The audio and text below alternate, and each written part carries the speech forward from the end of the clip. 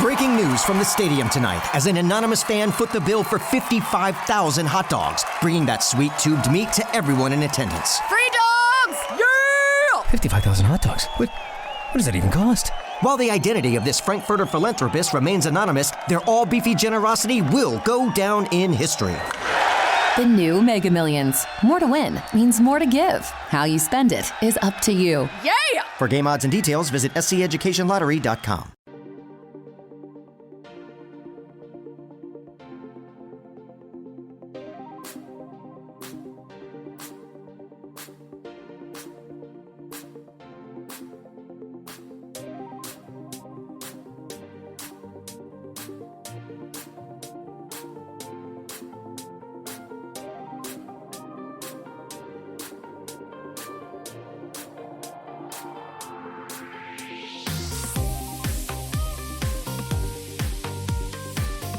Buongiorno amigos y amigas del Círculo. Hoy, 1 de mayo, Día Internacional de los Trabajadores. Aquí seguimos trabajando. No, yo no exploto a los trabajadores de esta casa, que lo sepáis. De hecho, le hemos grabado. Bueno, pero bueno, permitimos el 1 de mayo, para que lo sepáis. Y muchos temas de actualidad que van en esta portada del día de hoy. Quiero empezar, por supuesto, por el 1 de mayo, esta celebración importantísima. Quiero hacer un poco de historia, porque a veces nos olvidamos de por qué celebramos las cosas. Vamos a ver cuál es el origen de este día festivo. El 1 de mayo tiene su origen a finales del siglo XIX, cuando los trabajadores hacían de 12 a 18 horas en el contexto industrial de grandes fábricas. En Estados Unidos, el movimiento obrero iba reclamando desde hace muchísimos años las 8 horas de trabajo. En 1868, Andrew Johnson aprobó la jornada de 8 horas que se llamó Ley Ingersoll, pero solo para algunos empleados, algunos trabajadores de obras públicas y de oficinas. Es decir, que dejó fuera todos los trabajadores de la fábrica. Ahí nace lo que ha sido luego el evento que ha determinado el por qué estamos hoy celebrando. Es un día que yo quiero llamar los mártires de Chicago, porque Estados Unidos vivió 4 días intensos de protestas y cargas policiales. El movimiento fue liderado por Albert Parsons junto a 80,000 personas y este movimiento desencadenó violentos enfrentamientos entre trabajadores y policías, que finalmente, desafortunadamente, el 4 de mayo se convocó una concentración en Plaza Haymarket que estalló con movimiento súper violento y un artefacto explosivo que acabó con la vida de un policía. Se detuvieron muchas personas y muchas personas, 5, fueron a la horca. Desde ese momento se declaró el día 1 de mayo como Día Internacional de los Trabajadores gracias al movimiento del Congreso Obrero Socialista en 1889, es decir, 3 años después. Pero esta semana, además de recordar el Día Internacional de los Trabajadores, tenemos que hablar también del terrible apagón que hemos vivido en España. Algo absolutamente único en nuestra historia. Lunes a las 12:33, España se quedó a luz de velas. Nos quedamos absolutamente bloqueados, saltaron los plomos de un país. Ha sido el apagón más grave que hemos tenido en Europa. En Italia ocurrió uno parecido, pero que en realidad conllevó solo el apagón para 12 millones de italianos. Nunca había habido 60 millones de europeos, españoles, portugueses y también una parte del sur de Francia, la parte de la Cataluña francesa, que se quedara a oscuras. La luz ha vuelto después de 24 horas en toda España. La normalidad más o menos volvió después de 6-10 horas en casi toda España, la mitad, 61% de los españoles. Por supuesto, se están investigando las causas y, como podéis imaginar, ya ha empezado el rifirrafe entre gobierno y oposición, la oposición que pide responsabilidades. Yo diría que las responsabilidades las pedimos todos y evidentemente estas responsabilidades se han pedido a Red Eléctrica de España, se están pidiendo también a las eléctricas para entender exactamente lo que ha pasado.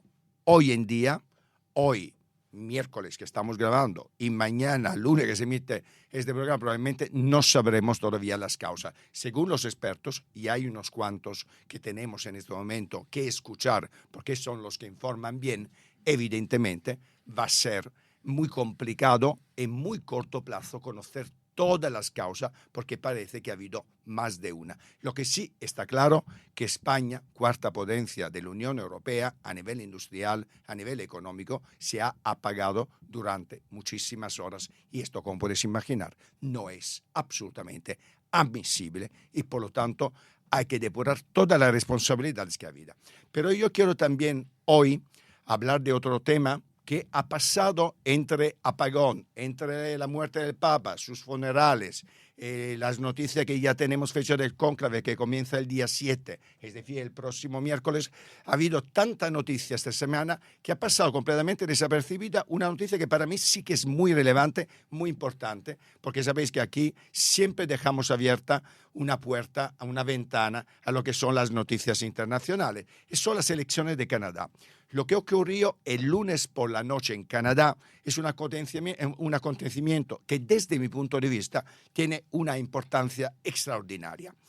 Yo creo que ha sido el mayor autogol de los populistas de los últimos años. Ahora os explico a qué me refiero. La derecha en Canadá estaba segura de ganar antes de que llegara el 20 de enero Donald Trump. Luego llegó Donald Trump y su política soberanista, ultranacionalista y yo, appunto, fascista. Destruyó, desde mi punto de vista, la derecha canadiense y todo su discurso. Del mismo modo que el populismo de la Casa Blanca ha ayudado, desde mi punto de vista, poco a poco a destruir la derecha italiana, española y todas las derechas o extremas derechas que se están haciendo camino en muchos países de la Unión Europea. Creo que la francesa es la que más va a aguantar. Lo que sí está claro que desde mi punto de vista, nuestros soberanistas, los españoles y también los italianos que se han aliado con Trump, desde mi punto de vista, han tenido el beso de la muerte con Donald Trump. Evidentemente, la izquierda canadiense ha hecho muchas cosas bien, desde mi punto de vista, para acabar con la amenaza de la derecha. Han acabado con el impuesto del carbono, han acabado con los impuestos a la clase media, por supuesto van a prestar muchísimo más atención al mundo empresarial, pero desde mi punto de vista se ha abierto al centro y esto ha hecho sí que junto con la amenaza que viene de Trump, con la amenaza ultranacionalista de Trump, ha ayudado a Mark Carney a liderar un partido que ha ganado las elecciones frente a todas las amenazas que venían de Trump. Por lo tanto, una noticia para mí muy importante. Creo realmente, como os dije desde el 20 de enero, que el populismo de Trump al final, a medio plazo, en 2 años, desde mi punto de vista, va a acabar con la ultraderecha en España, en Italia y, quién sabe, también en Francia. Bien, de todos estos temas hablamos con Juan. Te veo con buena cara, Juan. Bueno, muchas gracias. Estamos Te veo con muy buena cara. En primavera, he empezado a montar en bici bastante, más horas con los niños. Oye, he hablado de unas cuantas noticias en esta entradilla. ¿Qué opinas? Vamos a empezar por el apagón, que es lo que nos pilla más de cerca. ¿Qué opinas que España se haya quedado, Madrid, por ejemplo, desde las 12:33 del lunes hasta más o menos las 21:45, apagada completamente? Y mucha España, más de 49, pues ha recuperado la luz el día siguiente. Sí, coincido mucho en lo que decías. No se puede consentir en un país avanzado, moderno, con además una estructura mallada energética también muy moderna, muy digitalizada. No puede ser. O sea, esto hay que estudiar y analizar bien las causas y tomar decisiones para que no vuelva a pasar, ¿no? Porque yo creo que es absolutamente intolerable y creo que el gobierno hace bien en ser contundente y exigente en conocer hasta el último detalle y luego, bueno, pues también depurar responsabilidades y tomar decisiones, porque aunque los actores sean operadores, es verdad que cualquier ciudadano siente que es responsabilidad de un gobierno que te llegue la luz a casa. O sea, que no son los cornflakes, por entendernos, es la luz, ¿no? Y ahí el gobierno tiene que asumir esa tarea de descubrir qué ha pasado y evitar que nunca más suceda. Sí, además sabemos que la energía eléctrica, como otros negocios, es un negocio regulado. Quiere decir, todos los negocios regulados tienen una implicación clara, una regulación clara del país, del Estado, del gobierno y, por supuesto, de la Unión Europea en la mayoría de los casos. Y porque se hace para que sea precisamente segura, accesible, que llegue a todo el mundo, y eso es responsabilidad del regulador. Y el regulador es el gobierno, son los parlamentos que aprueban las normativas que deben operar, y luego Red Eléctrica, que es verdad que es una empresa privada en el sentido estricto y técnicamente hablando, pero que tiene una dependencia del gobierno clara y evidente, ¿no? Por lo tanto, oye, responsabilidad hay que asumirlas, no hay que dejarlas pasar. Yo creo que es en un momento tan decisivo y tan grave como ha sido esto, hay que dar la cara y explicar, oye, que claro que el gobierno asume responsabilidad y actúa con contundencia. Bueno, además que en este momento, a pesar que Beatriz Corredor, que es la presidenta de Red Eléctrica, ha descartado prácticamente la posibilidad que haya habido un boicot o que haya habido realmente un atentado, ¿no? A nuestra red eléctrica, parece que no se descarta al 100%, por lo menos el presidente del gobierno no la ha descartado completamente, aunque parece que realmente sea poco probable. Sí, es como, o sea, digamos que tanto Red Eléctrica como CNI tienen claro que no se ha producido un ciberataque, lo han dicho así expresamente, en lo que es las instalaciones de Red Eléctrica. Otra cosa es que haya podido haber un ciberataque a operadores externos privados y que ese ciberataque haya generado consecuencias, ¿no? Pero en principio Red Eléctrica está segura y no ha entrado por ahí, por lo tanto es un fallo en principio de operatividad del sistema que hay que ver por qué sucede, ¿no? También quiero romper una lanza en favor del salto que ha dado España en estos últimos 20, 25, 30 años en energías renovables y lo que esto ha supuesto no solo de sostenibilidad ambiental, que también, sino de precio de la luz, de competitividad de nuestra economía, de bienestar de las familias que tienen precios mucho más bajos que en otros países y de lo bien que ha funcionado el sistema. Es verdad que ha fallado el lunes, pero que tampoco me valen estos agoreros de lucha contra las renovables diciendo que por culpa de renovables, no, hombre, no, esto no tiene nada que ver con eso. Hay unos cuantos que han salido inmediatamente, bueno, expertos, falsos expertos o evidentemente populistas, para no hablar de charlatanes, que las últimas horas han dicho de todo, desde que echan la culpa a las renovables, en fin, que se han y con dicho argumentos barbaridades. No, es que el lunes había un 70% de renovables. Bueno, y ha habido días que ha habido un 100%. Claro, y no ha pasado nada y el sistema ha funcionado con normalidad. Por lo tanto, hombre, no entremos al trapo de esto y también huyamos de una cosa que intentan algunos, que es el dogmatismo ideológico de que las renovables son de izquierdas y las nucleares de derechas. No, hombre, no, si es que no es eso. A mí lo que hemos escuchado en las últimas horas, a mí me pone los pelos de punta, porque realmente de repente todo el mundo se ha vuelto súper mega experto de energía. Vamos, yo admito que no tengo ni idea y estoy esperando realmente que se hagan todas las investigaciones que desde mi punto de vista van a tardar muchos días, si no semanas. Lo que sí está claro que en las últimas horas sí hemos oído al presidente del gobierno en su consejo de crisis, evidentemente pedir también responsabilidades o también abrir una investigación que incluye también las eléctricas, como no puede ser de otra forma, visto que tiene un papel muy importante.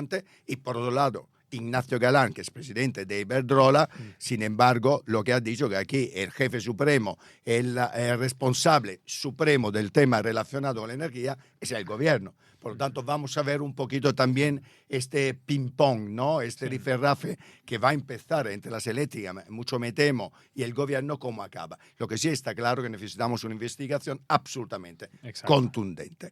Pues hablamos de ti. ¿Qué estás haciendo, Juan? Cuéntame, porque claro, luego hablaremos de lo que pasó en noviembre, ¿no? Que es cuando dimitiste. Pero me gustaría saber qué haces ahora. Pues mira, estos 4 meses desde que finalicé mi etapa como secretario general, aparte de seguir en el Senado y en la Asamblea de Madrid, que son mis tareas institucionales, he dedicado estos primeros 4 meses, acabé el jueves pasado, a hacer el programa de Defensa Nacional. Y ya desde esta semana soy diplomado en Defensa Nacional. Es un programa del Centro Superior de Estudios de la Defensa que además nos ha pillado en un momento único, claro, con Trump, guerra de Ucrania, y básicamente es un programa de lunes a jueves estos 4 meses. Hemos estado viajando a Bruselas a la OTAN, en Melilla, hemos estado en Morón, en Rota, en fin, un viaje, un proyecto bastante completo que tiene como objetivo conocer el funcionamiento de los 3 ejércitos, del CNI, de la Fuerza de Seguridad, Cuerpo de Seguridad del Estado, de tener un análisis geoestratégico internacional y de estudio de cada uno de los actores internacionales profundo, de conocimiento de las instituciones internacionales en las que estamos. Y la verdad que ha sido apasionante, he aprendido muchísimo y también he compartido con gente magnífica estos 4 meses. Así que me ha venido muy bien, Eupropio, porque después del ritmo de intensidad que tú sabes que tenía, pasar a dejar de ser secretario general, pues he tenido esta amortiguación de 4 meses con este curso que es bastante intenso en cuanto a dedicación y lo he disfrutado mucho. Pues hablamos de esta etapa de secretario general, ¿no? del Partido Socialista aquí en Madrid. Hazme un pequeño balance. Nosotros nos conocemos desde hace años y he tenido la oportunidad de seguir un poco tu labor. Y evidentemente también en las filas de tu partido se han oído muchísimas cosas, ¿no? Críticas, cosas buenas, cosas malas. Yo he ido en los últimos meses, no solo antes de noviembre, todo el mundo te considera una buena persona, que esto no está mal, visto los tiempos que corren, he visto la mala gente que hay en política, vamos a decirlo que también claro, que es buena y mala gente, es decir, que el hecho de buena gente creo que más o menos es de consenso. Es de consenso, pero me gustaría que hicieras un pequeño balance de este periodo que has liderado el Partido Socialista Obrero Español, que en Madrid pues lleva tiempo con ciertas dificultades. Yo estoy contento en cuanto a que creo que hemos conseguido ciertas cosas, ¿no? Ciertas cosas de los objetivos que teníamos. Hay uno que tenemos frustrado todavía, después de 30 años, que es conseguir alternancia democrática en Madrid. Y para eso nuestra apuesta, y creo que la de todo el partido, fue el decir, oye, vamos a consolidar un proyecto que nos permita a medio plazo construir una alternativa sobre bases sólidas. No esto de llegar 6 meses antes de las elecciones, venga, ¿quién se nos ocurre de candidato? Y a ver si enamoramos a todo el mundo en 6 meses. No, hombre, yo creo que la gente valora el trabajo, el esfuerzo, la coherencia a lo largo del tiempo y la seriedad en los proyectos, ¿no? Entonces, bueno, frustrado porque no hemos podido continuar con ese proyecto de consolidación sobre base sólida. Las encuestas, además de otoño, eran muy buenas, ya habíamos subido prácticamente 10 escaños, que además se los quitábamos a Ayuso, que es el objetivo, no tanto pelearnos entre la izquierda, sino pelear para conseguir que gente que ha votado a Ayuso y que pueda estar descontenta pase a votarnos a nosotros, y por lo tanto por ahí frustrado. Pero 2, yo estoy contento porque uno de los objetivos era generar la pedagogía, la esperanza de que se puede hacer política de otra manera. Dice, oiga, pero en Madrid, sí, también en Madrid. Madrid, que es el centro de los insultos, de los ataques, de la crispación, de las mentiras constantes. Bueno, pues en Madrid se puede hacer política y con buenos resultados de otra manera. Con seriedad, con coherencia, con respeto, con educación. Y esto creo que es algo que de cara al futuro y a un ciclo en el que espero que entremos, en el que el respeto y la coherencia sea lo que primen en política, creo que es muy bueno. ¿Tú crees que este periodo en el cual prácticamente ganan justamente los que hacen lo contrario que tú, o lo que tú estás diciendo debería ser la política, es decir, al fin y al cabo estamos en un periodo en el cual hemos visto triunfar a populistas de todo tipo, hasta criminales. Yo no dudo llamar criminal al señor Trump porque, oye, tiene 32 condenas. Técnicamente es un criminal, quiero decir, además condenado. Por lo tanto, no tengo ningún miedo, pero hemos visto muchos populistas, incluso gente que no es criminal. Pero desde luego lo que está triunfando es una política de crispación, populista, de gritos, de enfrentamientos, etc., etc., etc. Es decir, alguien te considerarías un poco, no sé si naif, si vintage o no sé qué. Bueno, ¿tú crees que realmente puede haber una política o veremos la vuelta a una política diferente, sensata, coherente? La veremos seguro, Prepio. Mira, si algo he aprendido estos 4 meses, después de todo ese fin de etapa que tuve, es la de gente que se te acerca, que te escribe, que te pregunta, tacos de cartas manuscritas al Senado, imagino de gente mayor, que en vez de buscar tu correo electrónico te escribe una carta a la antigua usanza. Cosa que yo agradezco mucho cuando te llega una carta en papel. Es muy bonito. Y gente por la calle, en fin. Hay un sentir muy general y muy amplio de gente que está un poco huérfana y harta de tanta insulto, de tanto ataque de políticos que tenían que estar ahí para ayudarles, para generar oportunidades, para dar seguridades, para desarrollar proyectos con visión a medio plazo y que están cada semana a ver en qué se dan de leches. Y eso es una mayoría que existe. Dices, hombre, para eso tiene que haber en algún momento, bueno, pues una generación que demos ese paso vocacional. Así son los ciclos. Y es verdad que había elementos negativos, pero bueno, ahí tenemos Reino Unido, que ganó Starmer con una mayoría absolutísima, que es el señor más soso, tranquilote que puede haber, ¿no? O el caso que ponías de Canadá. Pues en Canadá, que lo Bueno, y introducías en España tenemos casos también, mira, en Andalucía. y en Cataluña. Efectivamente, es Tenemos decir, Salvadorilla, ni claro. Salvadorilla ni Juanma Juanma Moreno Moreno, son ni ningunos incendiarios, todo lo contrario. Y han tenido magníficos resultados. Efectivamente, o sea que, son ¿no? fundamentalmente personas de centro, en un caso centro derecha y el otro de centro izquierda, Eso es. y han triunfado además con un estilo, yo diría, de cierta serenidad Y y, en el- consenso, ¿no? Y en el propio gobierno hay perfiles, Carlos Cuerpo, Sin duda, sí, sí. Luis Planas. Pues oye, son ministros que son de los mejor valorados, precisamente de forma intuitiva, porque son ese perfil como Salvadorilla de gente moderada, sensata, y que es lo que la gente. Sí, sí, busca repito, y lo quiere. tenemos a la derecha y a la izquierda, al fin y Claro. al cabo. Yo, Eso yo es. creo que son personas que tienen muy claro que su estilo no lo van a cambiar como Eso no es. hiciste tú, Exacto. porque me consta que mucha gente te pidió todo lo contrario, de cambiar, de ser mucho más cañero, para decirlo Sí, sí. de una forma sutil y coloquial, pero evidentemente sí que hay gente que ha triunfado. Sí. Hablamos de noviembre. ¿Te parece que relatamos un poquito, me haces una agenda de lo que pasó ese día en el cual te llega ese correo? Cuéntanos un poquito y a la gente, por cierto, esta es tu cámara por si quieres dirigirte Muy bien. a la gente, a tu público Ok. directamente. Sí. Cuéntanos un poquito lo O que sea, pasó. el relato de hechos. El relato de los hechos de ese día que te llega este correo y tú decides ir a un notario. Sí. Bueno, ese hecho sucede en marzo, en el que Perdona. hay una sesión de control en la que venimos de todo el escándalo que surgió fruto de conocerse públicamente que la pareja Ayuso había cometido un presunto fraude fiscal. González Amador. González Alberto Amador, González Amador. un fraude fiscal. Esto se conoció un martes y el miércoles sale Isabel Díaz Ayuso públicamente a defenderle y a decir que quien le debe dinero a él es Hacienda, que le debe 600.000 euros, ¿no? Entonces, claro, esto no una cosa absolutamente falsa, y fruto de eso por la noche ya salen comunicaciones sobre que bueno, pues que esa no es la verdad, y de hecho salen correos electrónicos entre el propio abogado de González Amador y la Fiscalía para tratar de llegar a un acuerdo. A mí esa mañana siguiente, en la que hay sesión de control, me llega una imagen del correo electrónico que hasta ese momento no se había publicado en ningún medio. Te llega, Me llega por, bueno, es público porque Ok. se lo conoce, yo creo que, Bueno, que como todo el le mundo. llegó a Me mucha llega gente, además. por vía WhatsApp. Y claro, yo digo, hombre, yo esto no lo puedo sacar porque esto es un documento de carácter reservado.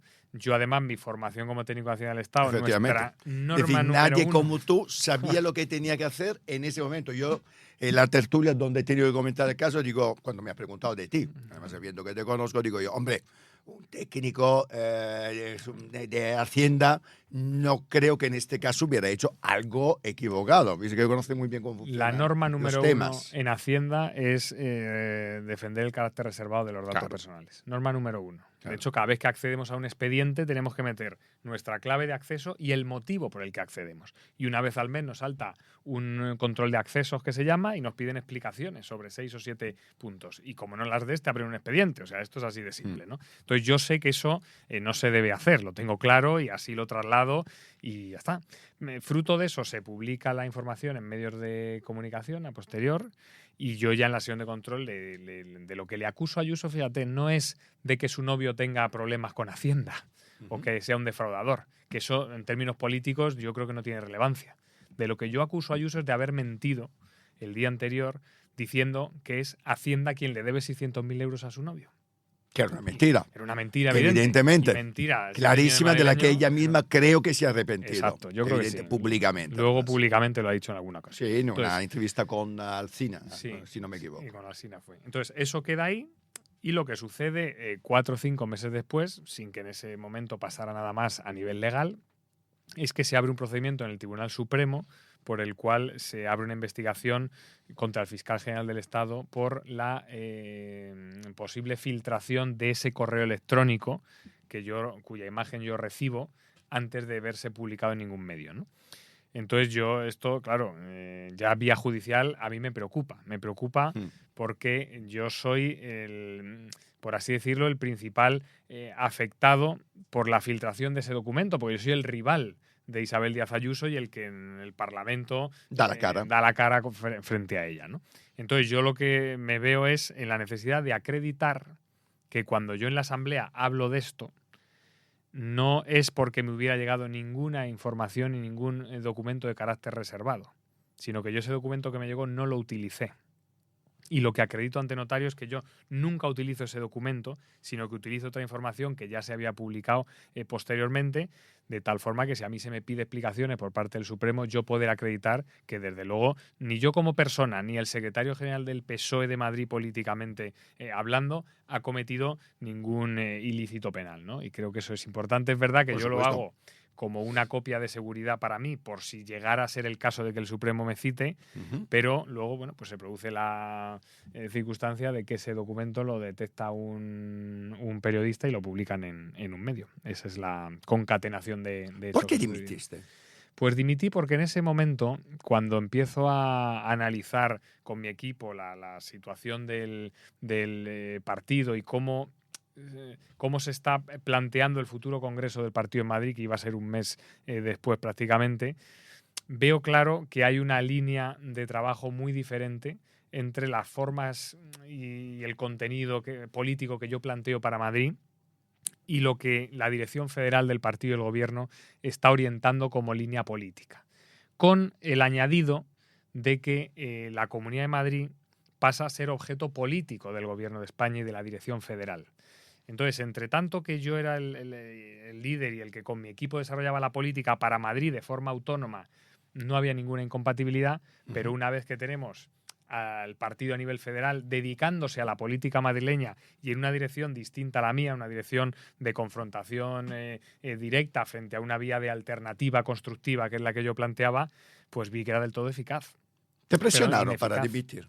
No directamente, pero ¿Te bueno. sentiste presionado por la situación y por este cambio de rumbo? Sí. En un cierto sí, sentido. Sí, lo que sí sentí es Decir, que... no te midieron directamente con una llamada, una No. carta, como los abuelos o quien sea, No, para que eso así no dimitiera. pasó. O sea, Es una una llamada decisión tuya. es una decisión mía, pero en la que fundada en que yo ya veía que yo me podía presentar, volver a ganar, porque sí que creo que a nivel de militancia el apoyo que tiene nuestra línea, que es una línea de conseguir el gobierno, o sea, objetivo político, conseguir el gobierno, no otras cosas, conseguir el gobierno en Madrid, podía ser mayoritaria, pero aun ganando esas primarias, teníamos por delante 2 años y medio en que nosotros en Madrid vamos por una línea política hacia aquí y en otros ámbitos del Es decir, partido no te iban en sentías otra. respaldado por lo que estabas haciendo. Es decir, no querías dar la batalla, para así decirlo, Pero porque con era una línea ineficaz, diferente. Previo, porque es ineficaz. Si un madrileño ve a Juan Lobato haciendo propuestas constructivas, alternativas, tratando de ver los puntos débiles de Ayuso para ahí poner una alternativa en cuanto a proyecto de educación, de sanidad,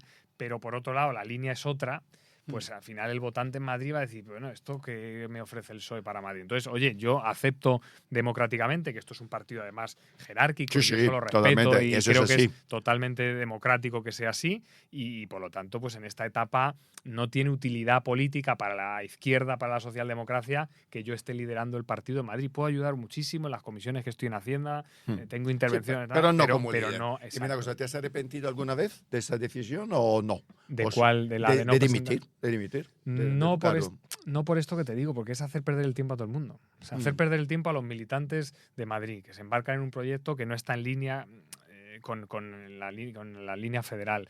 Hacer perder el tiempo a los votantes, que dicen, otra vez en Madrid, vamos a estar aquí otros 2 años. Bueno, pues oye, si no hay circunstancias en este momento para que el tipo de política que mi equipo y yo representamos, la forma de entender cómo debe ser la convivencia, la educación y el respeto en política, si no es momento para eso hoy en el PSOE, no pasa nada, yo Es lo decir, acepto. en el momento en el que vuelva esa política que estás comentando, sí que te gusta, volverías Sí, yo a creo- intentar tener un papel protagonista. Sin duda. No sé si en primera persona o dentro de un equipo, pero claro que habrá una etapa futura en la que habrá que decidir. Oye, esta etapa, también te digo una cosa, para ser justos, creo que esta etapa del PSOE ha sido de las que han tenido una productividad más alta en términos de generación de políticas progresistas de la historia del PSOE.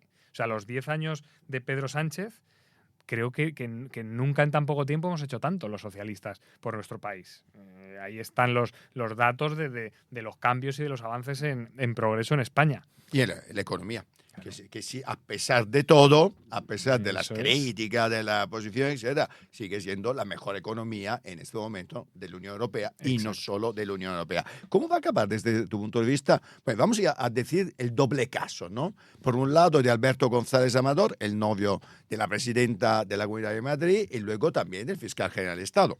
Que me gustaría saber también qué opinas de lo que ha pasado con el fiscal. Sí, pues te digo. ¿Cómo acabará Primero, estos Alberto dos González casos? Amador. Sí. Yo creo que lo tiene muy difícil y lo explico. Voy a intentar, aunque me ponga Por un poco favor, técnico. ponte el gorro de técnico nacional Una- de Hacienda. Una vez que el proceso ha finalizado en la agencia tributaria y la conclusión de Hacienda, después de alegaciones, de recursos, la conclusión es aquí ha habido un fraude fiscal de más de 120.000 euros por año, que es donde está el límite del delito. Una vez que pasa eso y que en Hacienda eso ya es definitivo, no va a cambiar en Hacienda, eso pasa al juzgado. ¿Qué puede hacer el juzgado? Pues analizar lo que viene de Hacienda.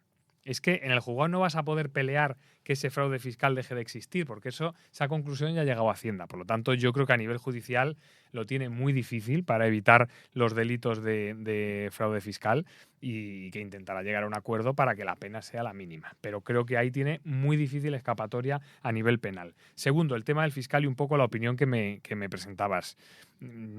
Yo creo que la Fiscalía General del Estado tiene que defender los intereses, la buena imagen y el buen trabajo de la Fiscalía. Y creo que tiene también que tener claro que hay unos límites para hacer eso, ¿no? Que ya han pasado aquí o no, pues veremos a ver. Hoy teníamos la noticia de que no se acababa de encontrar nada en el móvil del fiscal general. Por lo tanto, a lo mejor es posible que la conclusión final, tanto judicial Eso es muy como relevante, política, que sea Google que no- o WhatsApp y toda la documentación, que al final, todo lo que son el borrado que se hizo de WhatsApp, que haya ya tenido luz, por lo menos, que sea Claro, investigado y que no haya nada, Claro, eso es algo o sea, tremendamente La importante. conclusión puede ser esa. Ahora, a partir de ahí, yo creo que la Fiscalía tiene que actuar con absoluta transparencia, con absoluta claridad de todo lo que ha hecho y dejado de hacer y tratar de que una institución como es el conjunto de las fiscalías de este país tenga la mayor fortaleza posible. Creo que hay que salir políticamente de ese debate. No me gusta que haya cargos políticos generando tensión con la defensa o no de la Fiscalía, ¿no? Hay procedimientos judiciales. Hay una cosa que nos cuesta a Eupropio entender en España, y es que el Estado de Derecho es muy positivo que opere en su plenitud.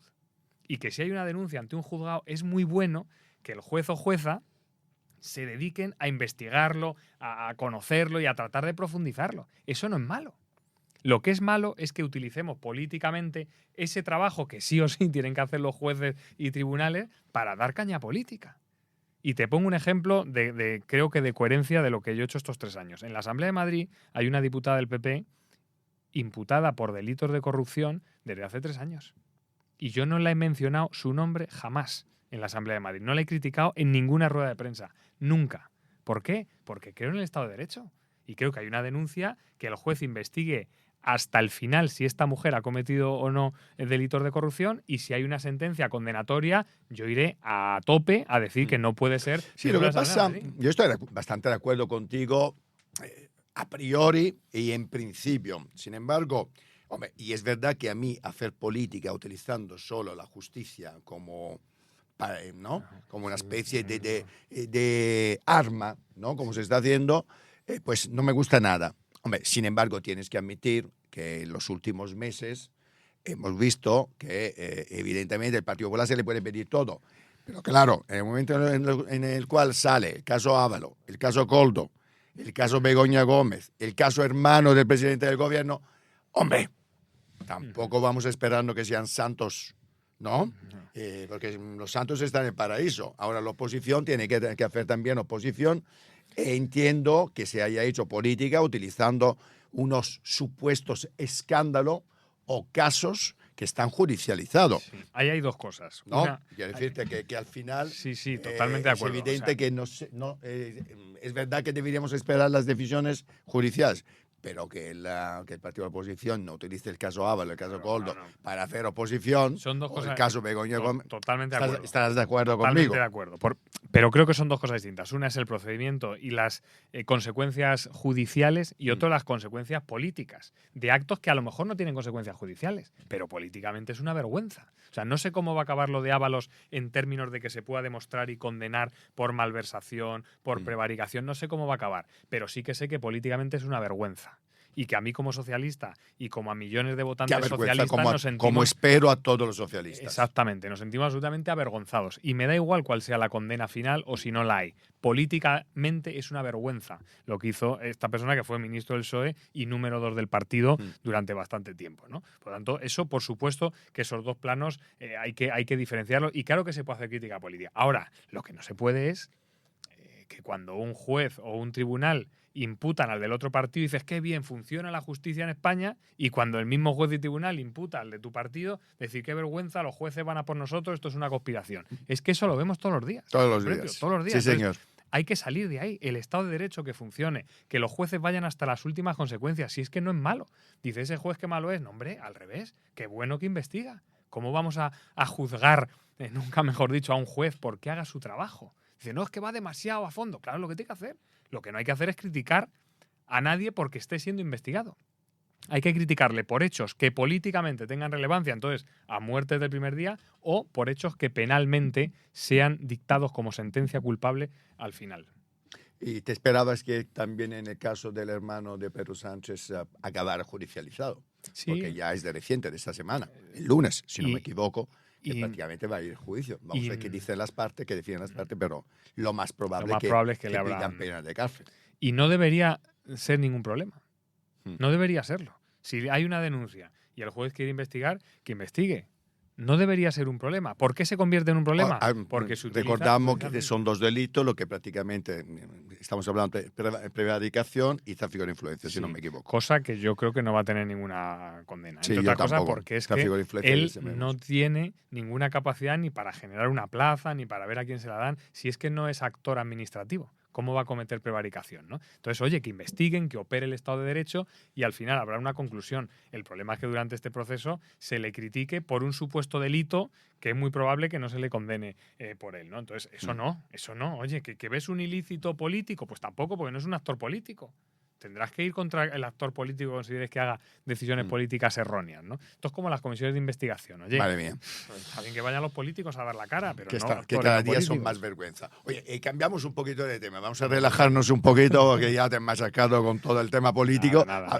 Cuéntanos un poquito de este think tank que estamos organizando aquí en el Círculo de Bellas Artes, que se llama además, un nombre que a mí me encanta, la Plaza del Círculo. ¿Qué es esta Plaza del Círculo? Sí, oye, pues una idea magnífica. Yo cuando me la contaron hace unos meses que estaban empezando a trabajar en ella, se trata de crear un espacio dentro del Círculo de Bellas Artes, organizado por el Círculo de Bellas Artes, donde se junta gente con trayectorias distintas, que piensan de forma diferente, de disciplinas distintas. Pues hay desde jueces militares a catedráticos, rectores, filósofos, bueno, pues de todo, ¿no?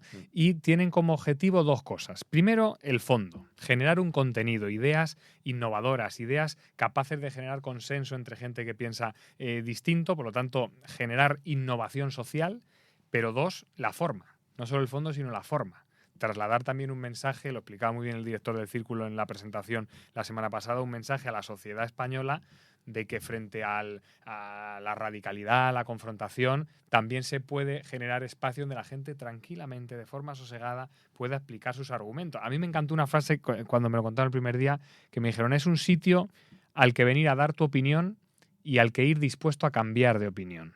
Y eso me parece que lo define magníficamente, ¿no? Como ir con la mente abierta, con tus ideas y tus valores, pero con la mente abierta de escuchar a otros. Oye, y volviendo un poco a la política y a tu papel en la política, me gustaría saber qué te haría plantear una vuelta. ¿Alguna vez, por ejemplo, has pensado montar un partido por tu cuenta? En algún momento, y ¿tú vas a seguir del Partido Socialista? Absolutamente. Mira, el PSOE tiene 150 años de historia no por capricho, sino que tiene 150 años de historia porque tiene unos valores que no se han movido ni un milímetro en 150 años, que se identifican muy claramente con la inmensa mayoría de la población. Muchos no lo piensan así.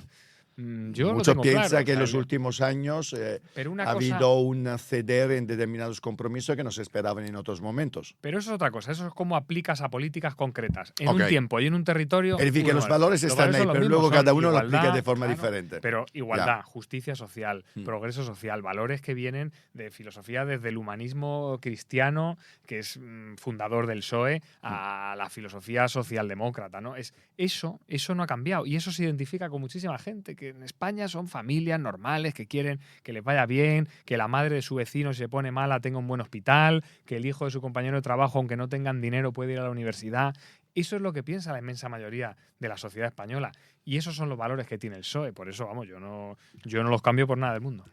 Pues te queda un minuto o un minuto y medio para la cámara y para tu minuto de oro. Bueno, pues nada, oye, aparte de agradecer, por supuesto, a Euprepio, a todo el equipo, la magnífica experiencia de estar aquí, yo lo que pediría es que en esta fase a la que vamos, que tratemos de esos valores que todos tenemos, de educación, de respeto, lo que queremos de nuestros hijos, que es que pidan perdón si se equivocan, que den las gracias y que hagan lo mejor posible, pues que también lo hagamos nosotros, igual que se los pedimos a ellos. Y eso también en política. Yo creo que poner de moda en política la educación y el respeto debía ser un reto y yo desde luego voy a por ello. Pues ya nos hemos comido el programa de hoy. Gracias, Juan Lobado. Un placer. Gracias a vosotros por habernos seguido. Y acordaros de una cosa muy importante. Comienza este proyecto súper chulo en el cual va a estar Juan Lobado aquí en el Círculo de Bellas Artes, la Plaza del Círculo, que es un proyecto, un think tank muy, muy interesante. Y nada, yo para acabar espero que no haya más apagones en España. Espero que los políticos, en vez de pelear, se ayuden para ver un poquito lo que ha pasado y nos vemos muy prontito. Nada, mañana para otro programa del Círculo Independiente desde aquí, desde el Círculo de Bellas Artes.